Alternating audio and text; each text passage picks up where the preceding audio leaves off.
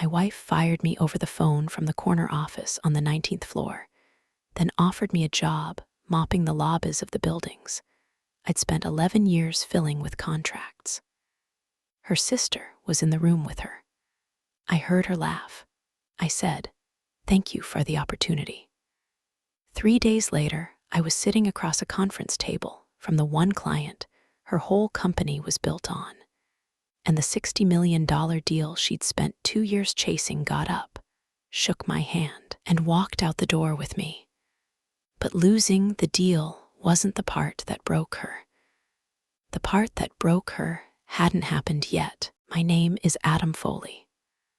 I'm 44 years old, and for 11 years, I was the Senior Vice President of Business Development at Sterling Fire and Life Safety, a mid-sized fire protection and life safety contractor headquartered in a glass tower in Midtown Phoenix.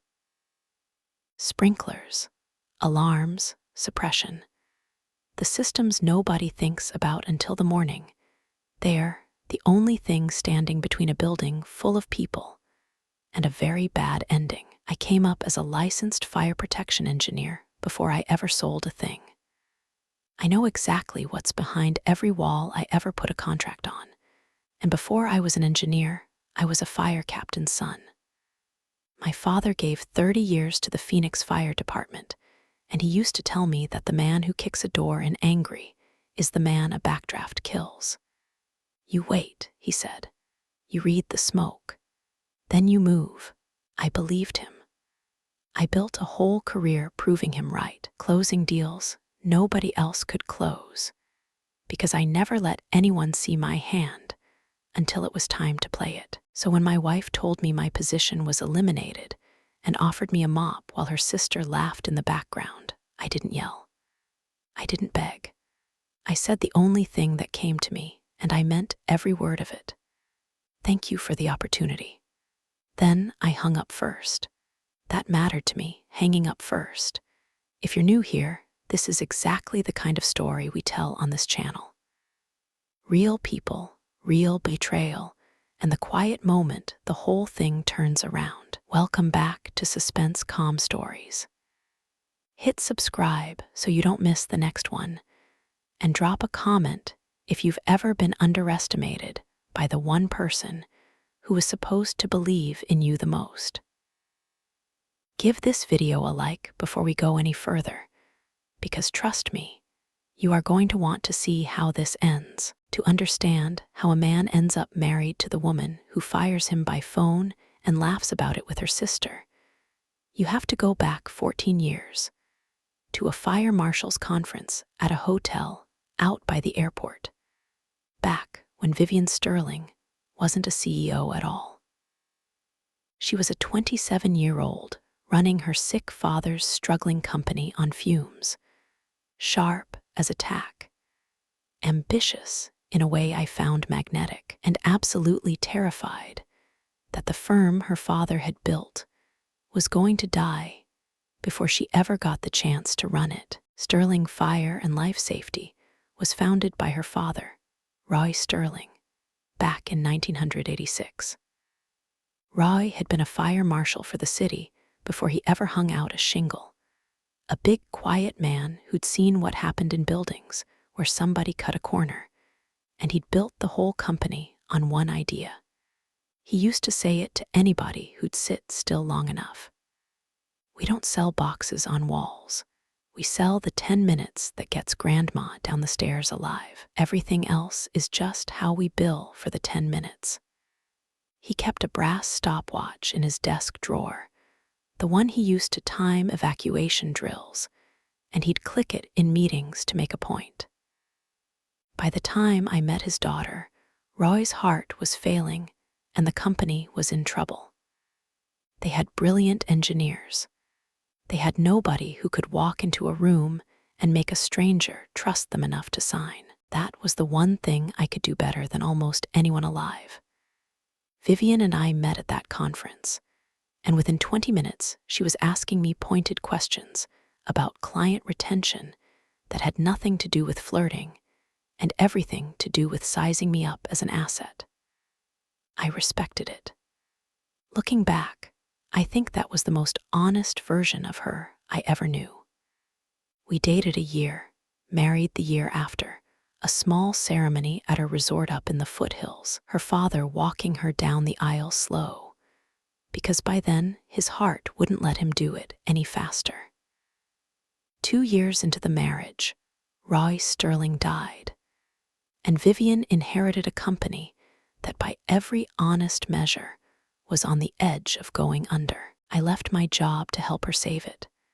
I need to be clear about that, because it matters for everything that came after. I walked away from a partner track at a firm twice the size, and I went to work for my wife's dying family company for less money and zero equity, because I loved her, and because I believed in the thing her father had spent his life on. For the first 6 years, I was the reason Sterling didn't fold. I personally closed the hospital systems contract that kept the lights on during our worst year. I built the relationship with Maddox Sr. living down in Tucson that became, over time, our single largest account. I spent my evenings at industry dinners, working rooms full of people who didn't know my wife's name yet, but absolutely knew mine. Vivian became CEO officially in year 4. I was proud of her. I clapped the loudest at the announcement. I never once asked for a title bump because in my mind her success was our success, and I didn't need my name on the door to know I'd helped build the house. That should have been the whole story. A husband who gave up his own trajectory to save his wife's family business, and a wife who was grateful. But somewhere around year 8, something in Vivian shifted, and her sister's arrival turned the shift into a slide. Audra Sterling had spent most of her adult life failing upward. A med spa that closed inside a year. A wellness brand that lived mostly on Instagram and never cleared $1 of profit. A short, disastrous run managing a friend's restaurant in Scottsdale that ended in a lawsuit over unpaid vendors. When the restaurant folded, Audra came to Vivian, and Vivian, eager to prove she could be generous now that she was finally successful, invented a position for her sister that the company did not need. Chief Operating Officer of Sterling Fire and Life Safety. I want to be fair. I'm not telling you Audra was stupid. She was sharp in a different direction. She'd spent her whole life watching her older sister get the company, the husband, the stability. And she decided somewhere along the way that she deserved a bigger piece of all of it. She started showing up to strategy meetings I used to run alone. She started questioning my numbers in front of the board, not because the numbers were wrong, but because undermining me made her look indispensable by comparison. And slowly, over about 18 months, I watched my wife start trusting her sister's instincts over a decade of my receipts. The warning signs were all there if you knew how to read them. And I did, because reading the room was my entire job. Meetings I used to lead stopped appearing on my calendar. Client calls I used to run got quietly reassigned to younger account managers for development purposes. At our own Christmas party, I heard Audra tell Vivian's college roommate, loud enough that she clearly wanted it carried back to me, that some people just aren't built for where this company is headed. I didn't say a word. I kept closing deals, because here's what nobody in that house understood about me. I don't fight a war when I can't see the whole battlefield. I wait, I watch, and about 6 months before that phone call, I started seeing something neither Vivian nor Audra had bothered to notice, because they were both too busy congratulating each other to look at the actual buildings. We were about to lose Maddox Senior Living, the single biggest account in the company's history. A $60 million, multi-year contract covering fire alarm, sprinkler, and suppression service and monitoring across all 11 of their residential towers, full of people who could not walk down a flight of stairs on their own.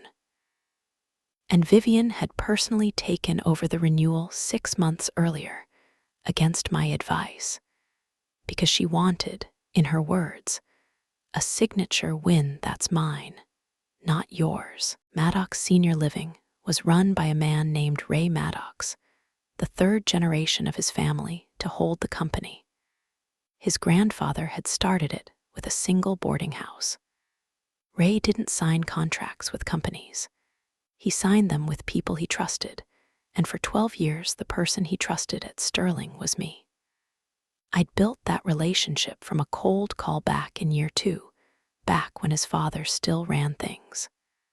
When the renewal came up, Vivian decided, without asking me, that she would lead it herself. She told the board it was about building her own executive relationships. She told me, over dinner at a steakhouse on Camelback, that it was time people stopped assuming her husband was the only reason the company survived. I told her that was fine. I told her Ray Maddox was a particular kind of man, old-fashioned, loyal to relationships built over years, not slide decks built over weeks. I told her to bring me into at least the final stages so the handoff would feel natural to him instead of like an abandonment. She didn't. Audra told her she didn't need me in the room, that bringing me in would make her look weak in front of Maddox's people, and Vivian, who by then trusted her sister's gut on things, her sister had no qualification to have a gut about, agreed. Over the following months, I watched from the outside as my wife fumbled, one by one, the relationships I'd spent a decade building brick by brick. She missed Ray's annual ranch weekend, an invitation I'd accepted every year since 2014, because Audra told her it wasn't a priority use of her calendar. She sent a junior associate to a dinner Ray had specifically asked to have with me. She renegotiated the response time terms on the new service contract without consulting Maddox's facilities director first, which in our world reads less like confidence and more like contempt.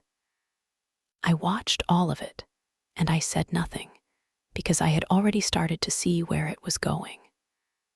A man does not warn a house that has decided it no longer needs his hand on the wheel. He gets his own truck ready. About 4 months before Vivian fired me, I got a call from a man named Gus Pryor. Gus had been my mentor 20 years earlier, back when I was a kid engineer who didn't know which end of a sales pitch went first. And he'd since built one of the most respected life safety firms in the Southwest, Beacon Fire and Life Safety, headquartered downtown, with a reputation for poaching exactly the kind of talent that bigger, sloppier competitors took for granted. We had lunch at a barbecue place in a strip mall, the kind with good brisket and bad lighting. Perfect for a conversation you don't want overheard. Adam, Gus said, I've had my eye on you for 2 years. You built that whole Maddox account out of nothing, and from what I hear, your wife's company is about to lose it because nobody over there respects what you actually do. I didn't answer right away. Loyalty isn't a switch you flip overnight, even when the people you've been loyal to have stopped being loyal back. I'm not asking you to do anything dishonest, Gus said. I'm asking you to think about what happens to your career if you stay somewhere that's pushing you out the door one meeting at a time. I told him I'd think about it. I meant it, and over the following months, while my wife was quietly cutting me out of a deal I'd built from the ground floor, I had more conversations with Gus and more conversations with Ray Maddox directly. Not about poaching anyone, just an old friend checking in on how things were going on his end of a contract that was visibly headed for a wall. Ray told me things on those calls that Vivian never knew I heard. He told me he was frustrated. He told me the new service terms read like they'd been written by people who'd never set foot inside one of his buildings at 2 in the morning.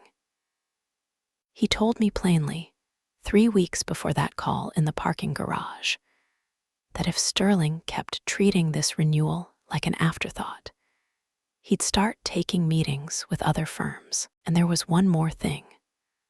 One of our own field inspectors, a man named Sal Reyes, who'd been with the company since Roy Sterling himself ran it, asked me to get coffee. Sal was the best inspector we had, a guy who'd been crawling through riser rooms and counting sprinkler heads for 30 years. He slid a folder across the table to me and didn't touch his coffee. "I can't sign these, Adam," he said. "They've got me down as testing systems I was never sent to test, the Sagero Vista Tower, the memory care wing. They deferred the standpipe and smoke control retrofit to make this quarter's number look right before the board review. And then somebody up in Audra's shop put my name on a certification that says the whole building passed. I went over there on my own time. Half that floor wouldn't hold pressure. If there's ever a fire on that wing, those people don't get the 10 minutes. I looked at the reports. I'd written the original engineering flag on that exact tower 9 months earlier. I knew what I was looking at down to the pipe gauge. I told Sal to keep copies of everything, everywhere, and to not sign a single thing he hadn't done. Then I went home to a house where my wife was already drafting the paperwork to end me. The call came on a Tuesday morning in March, while I was sitting in my truck in the parking garage on level 4, finishing my coffee before walking in for what I thought was just another day. My phone buzzed. Vivian, the CEO. "Adam," she said, in that flat rehearsed tone she used in board meetings when she had bad news and didn't want anyone to think she felt bad about it. "We're restructuring business development. Effective today, your position is eliminated." I sat there a second, the coffee halfway to my mouth. "Today," I repeated. "Today," she said. "HR has your severance at the front desk. You don't need to come up." In the background, I heard another voice, lighter, amused. "Audra." I heard her say something I couldn't make out, and then I heard Vivian laugh. A real laugh. The kind she used to give me across a card table when we were young and broke and counting quarters for rent.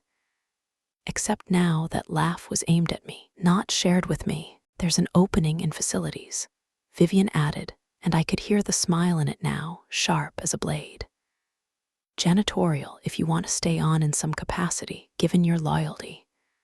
Audra laughed harder. I heard it clearly that time. I didn't yell, I didn't beg. "Thank you for the opportunity," I said. Vivian went quiet. That wasn't the reaction she wanted. She wanted tears or rage, or at least the satisfaction of watching me come apart. I gave her none of it. "Don't bother coming home tonight, either," she said, recovering, climbing back into her cold CEO register. "I had the locks changed this morning. Your things are in boxes in the garage. I'll have someone text you the gate code." I smiled, alone in that garage, nobody to see it but me. I smiled because she had no idea what she'd just done. She thought she was ending something. She was opening a door she couldn't see yet, and on the other side of it was every single reason she was about to lose the biggest deal of her life. "Have a good one," I said, and I hung up first. I drove straight from that garage to a taco place off the freeway because some decisions need to be made over a breakfast burrito and not in a moving vehicle. I sat in a booth by the window for 45 minutes, and I made exactly 2 calls. The first was to Gus Pryor. "I'm in," I told him. "Effective today," Gus said. "What happened?" "My wife fired me over the phone and offered me a janitor's mop as a parting gift," I said. "Her sister laughed about it." There was a pause, and then Gus said something I've thought about 100 times since. "Adam, That woman just handed me the best closer in Arizona for free. I'm going to send her a fruit basket. The second call was to Ray Maddox. Ray, I said, I need to tell you something, and I want you to hear it from me before you hear it from anyone else. As of about 90 minutes ago, I'm no longer with Sterling Fire and Life Safety. Ray was quiet a beat. They let you go. They did. Another pause. Then, in the slow, deliberate voice of a man who'd spent 30 years learning not to react before he understood the whole picture, Ray said, Where are you landing? Beacon Fire and Life Safety, I said, starting this week. Well, Ray said, and I heard something shift in his voice, something almost like relief. That's good to know, before Friday. What's Friday? Friday's the signing meeting on the renewal. Your wife said it last month. 60 million, 3-year term, all 11 towers. I was going to sign it, Adam, mostly, because I didn't have the energy to start over with someone new at this stage of my life. But if you're telling me you're not part of that deal anymore, he didn't finish it. He didn't need to. I'd like the chance to show you what Beacon can do, I said. No pressure. Just numbers, same as always. Send me a time, Ray said. And Adam, bring your new boss. I want to shake the hand of the man smart enough to hire you the same day somebody else was dumb enough to let you go. That night, I drove out to the gated community in the foothills where my home used to be, just to confirm what Vivian had told me. The gate code she'd promised to text never came. I stood at the call box for a few minutes in the warm March dark, looking up at the house where I'd lived for 9 years, and I felt something settle in my chest that wasn't anger anymore. It was clarity. I checked into a hotel off the loop, a nice enough place with a rooftop bar, and I sat alone for an hour with a glass of bourbon, and thought about my father telling me to read the smoke before I moved. I thought about Vivian's laugh and Audra's underneath it, and then I stopped thinking about either of them. Because for the first time in over a decade, my future didn't depend on what they thought of me. If this story is landing for you, do me a favor and subscribe to Suspense Calm Stories before the next part, because what happened that Friday is the reason I'm telling you any of this at all. The next 3 days moved fast. Gus didn't just hire me.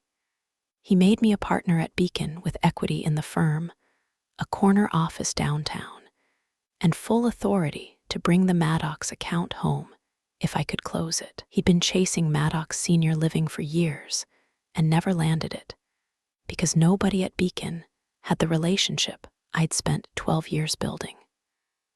We prepared for Friday like it was a title fight, because in our world it basically was.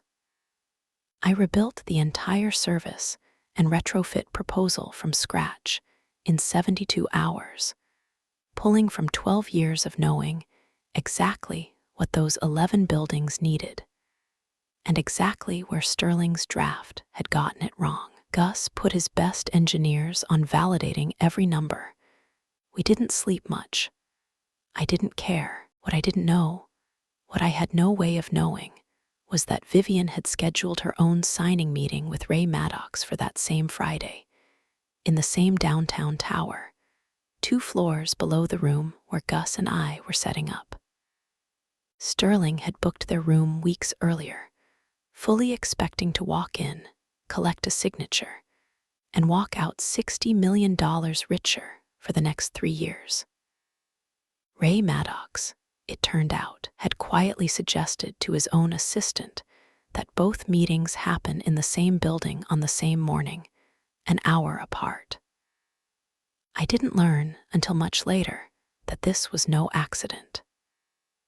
Ray wanted Vivian to see exactly what she'd thrown away, in real time, with no warning and no script. He told me afterward it was the only way he thought she'd actually understand. Friday morning, I was in the elevator at 9:50, 15 minutes early for our 10 o'clock with Ray and his executive team. Gus was reviewing notes. I was running the closing numbers one more time, same as I'd done before 100 meetings over the years. Neither of us had any idea that Vivian's meeting, originally set for 11, had been moved up to 10 that very morning, with the explanation that an earlier slot had opened up. The doors opened. We walked into the conference room. Ray Maddox was already seated at the head of the table with two of his vice presidents.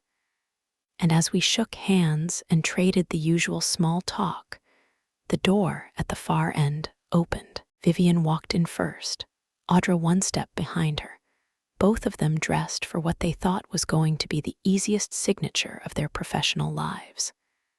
Vivian was mid-sentence, telling Ray how glad she was that we could finally close this out, when her eyes moved across the table and landed on me. She froze. I watched it happen in real time, the exact second her brain caught up with what her eyes were seeing. Her husband, the man she'd fired 4 days earlier and told not to come home, sitting at the table she was about to walk into, beside a man she clearly recognized as the head of one of her company's biggest competitors. "What is this?" she said, and her voice came out smaller than I'd ever heard it.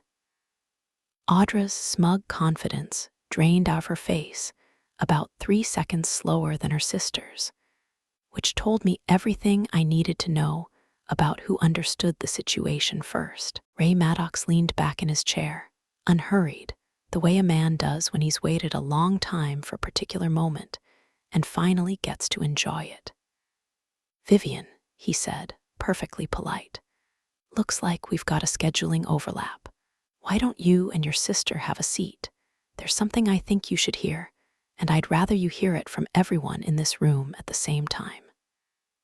Vivian sat down slowly, like her legs weren't quite cooperating. I didn't say a word. I didn't need to. I folded my hands on the table and let the silence do the work I used to spend whole meetings doing. "I'll be straight about why I asked for this timing," Ray said, addressing the table, but really speaking only to her. "Maddox Senior Living has been a partner of Sterling for 12 years. In all that time, I've worked almost exclusively with one man." He nodded toward me. "Adam built this relationship from a cold call into the largest account either of our companies has ever managed.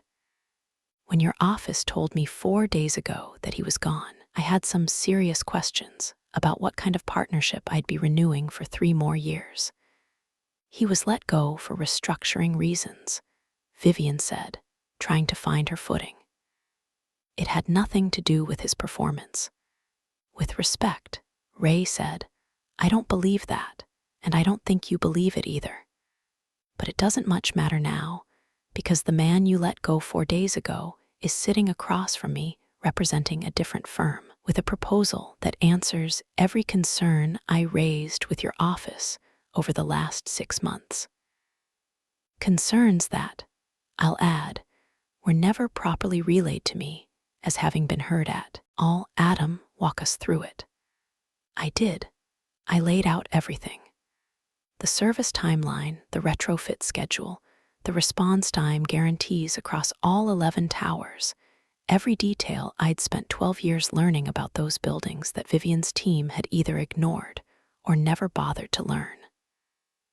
Gus added the engineering validation, clean and precise, no padding. It took 18 minutes, and it was the cleanest 18 minutes I'd ever delivered, partly because I had nothing left to lose and partly because I had everything to prove. When I finished, the room was quiet. Ray looked at his 2 VPs.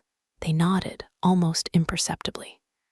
"Vivian," Ray said, not unkindly, "I've enjoyed working with your father's company for over a decade, but I'm signing with Beacon today."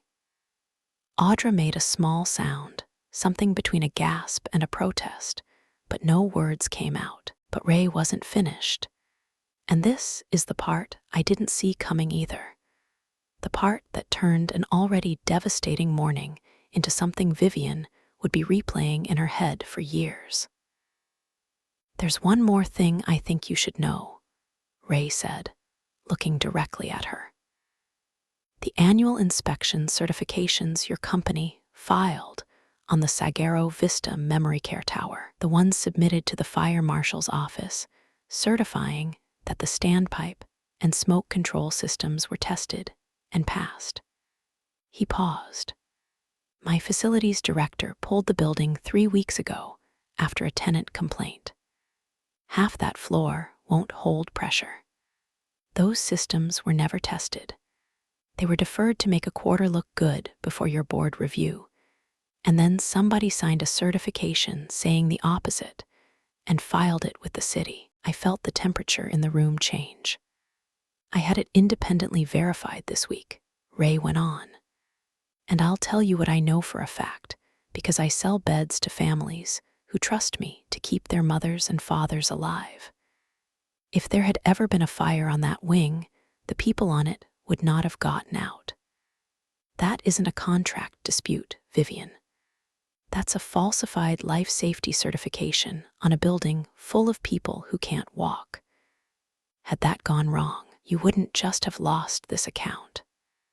You'd have been looking at the kind of lawsuit and the kind of criminal exposure that ends a company permanently and ends careers along with it." The color left Vivian's face. Beside her, Audra looked like she might actually be sick. "That's a misunderstanding of the report," Audra started.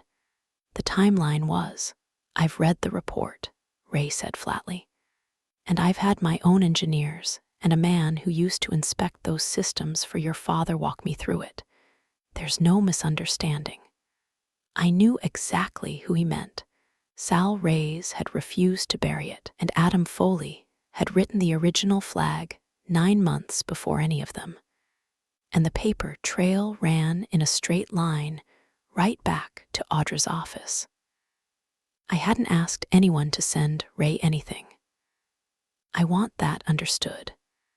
But over 12 years, I'd built relationships throughout that company with people who weren't executives.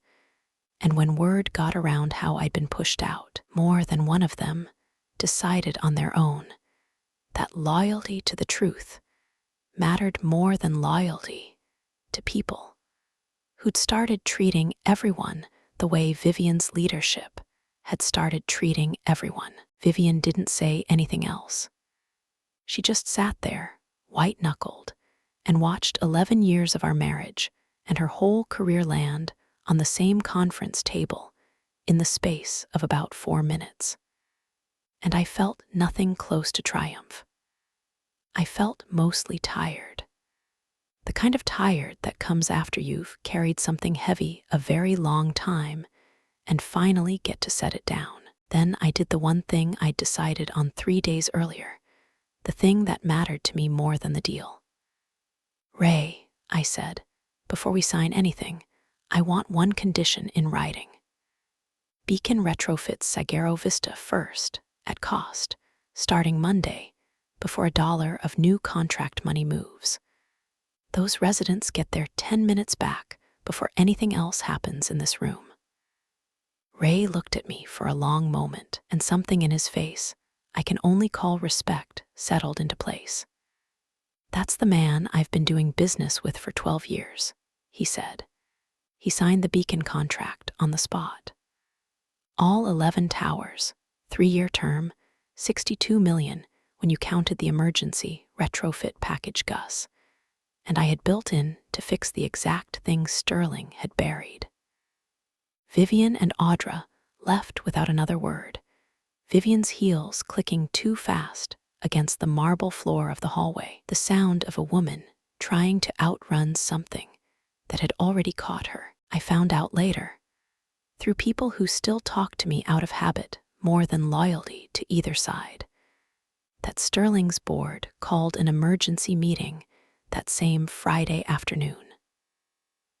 By Monday morning, Audra Sterling had been removed as Chief Operating Officer, the board citing operational oversight failures in a press release that was frankly generous about what had actually happened. the falsified certification became a matter for the fire marshal and the state contractors board.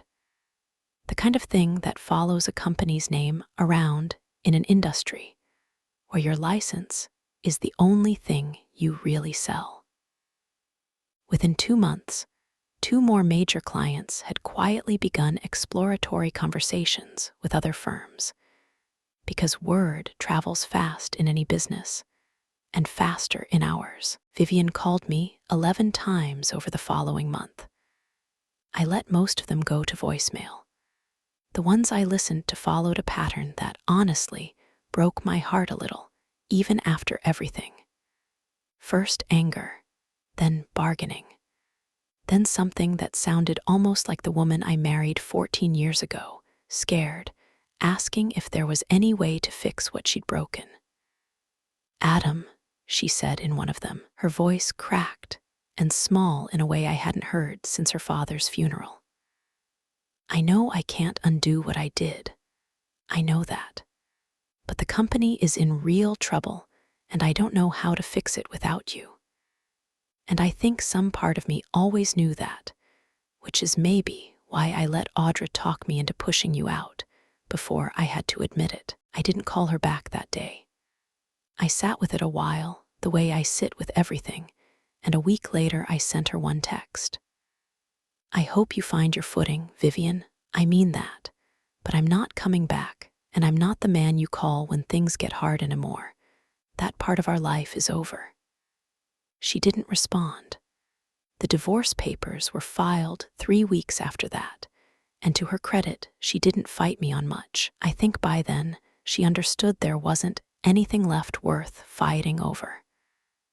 Maybe she was tired too. I moved into a place downtown, close enough to walk to the arena when Beacon shared partner tickets, far enough from the foothills that I never had to drive past the gate where I used to live unless I wanted to.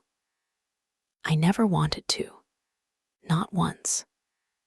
Beacon Fire and Life Safety had its best year in company history, mostly on the back of the Maddox account, and 3 other clients who came calling once word spread through the valley about exactly how Sterling had treated the man who built its biggest deals.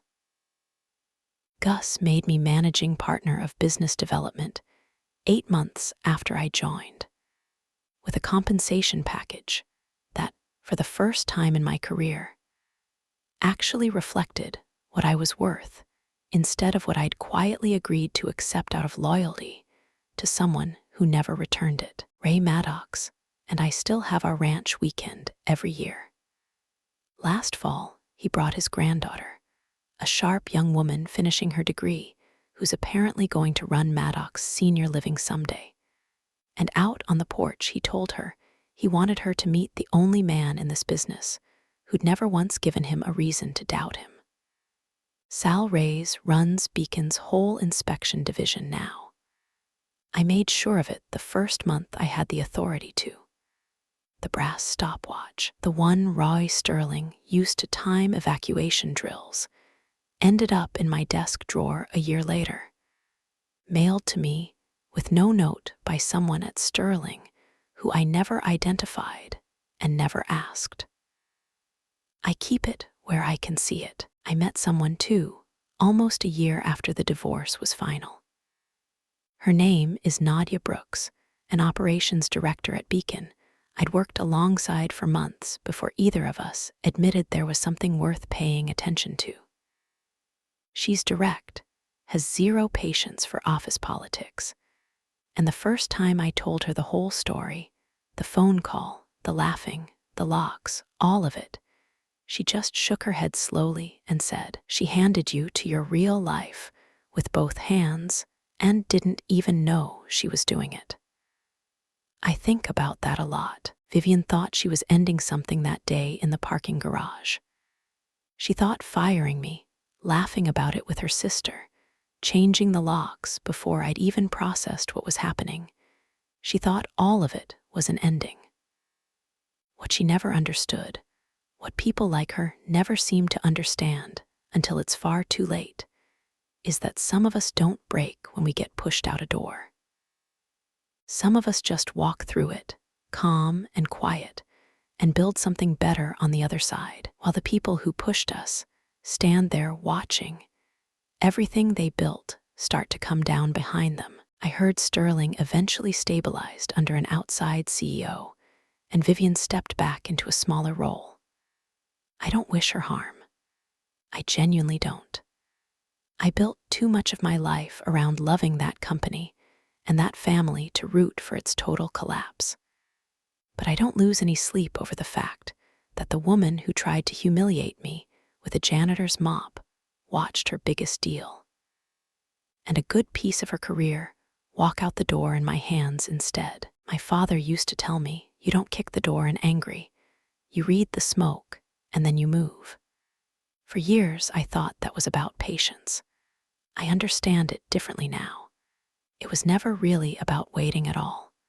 It was about knowing exactly what you're worth, even when the people closest to you spend years trying to convince you otherwise, and being ready to prove it the moment the door finally opens.